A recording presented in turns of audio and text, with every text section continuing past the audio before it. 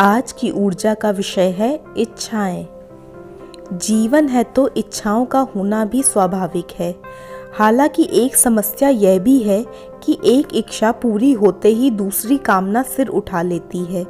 वहीं यह भी एक समस्या है कि यदि इच्छाएं ही नहीं होंगी तो संभव है कि व्यक्ति की प्रगति की राह ही अवरुद्ध हो जाए। इस सांसारिक जगत की वास्तविकता ही यही है कि कोई भी व्यक्ति, संस्था या समाज इच्छाओं से पृथक नहीं। संस्थाएं भी किसी न किसी उद्देश्य से गठित की जाती हैं और अपने उद्देश्य की पूर्ति ही उनकी कामना होती है। यहाँ तक कि धर्म के प्रचार प्रसार के केंद्र में भी अपने विस्तार की इच्छा का समावेश होता है। इच्छाएं महज कल्पना हेतु नहीं है। इच्छाएं तो प्रेरणा और उत्साह की संवाहक हैं। उनकी पूर्ति के लिए श्रम के साथ ही साथ सकारात्मक ऊर्जा का होना भी आवश्यक है। सकारात्मकता की शक्ति व्यक्ति को इच्छा पूर्ति हेतु सही राह दिखाने में मदद करती है। उसे उन माध्यमों से परिचित कराती है जिनके द्वारा वह अपने उद्देश्य के गंतव्य तक पहुंच पाता है। इस यात्रा में उत्साह की भी अहम भूमिका होती है।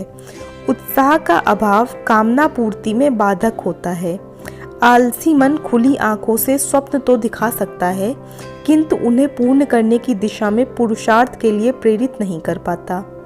इच्छाओं को मन में अवश्य स्थान दें, किंतु यह जरूर ध्यान रखें कि अपनी इच्छाएं समग्रता में कल्याणकारी हों, किसी का अहित करने वाली ना हो। स्वहितकारी एवं परहितकारी इच्छाओं का पूर्ण होना ही श्रेयस्कर है, अन्यथा इच्छाओं का अपूर्ण रह जाना ही उचित होगा। इच्छा और कुत्सित इच्छा के अंतर को समझकर सही चुनाव करने पर ब्रह्मांड की शक्तियां भी सहायक बन जाती हैं। इस प्रकार जब वे पूर्ण होती हैं तो व्यक्ति को पूर्ण संतुष्टि और सुख का असीम आनंद प्राप्त होता है, जो उसके प्रभामंडल की आभा में वृद्धि करता है। धन्यवाद।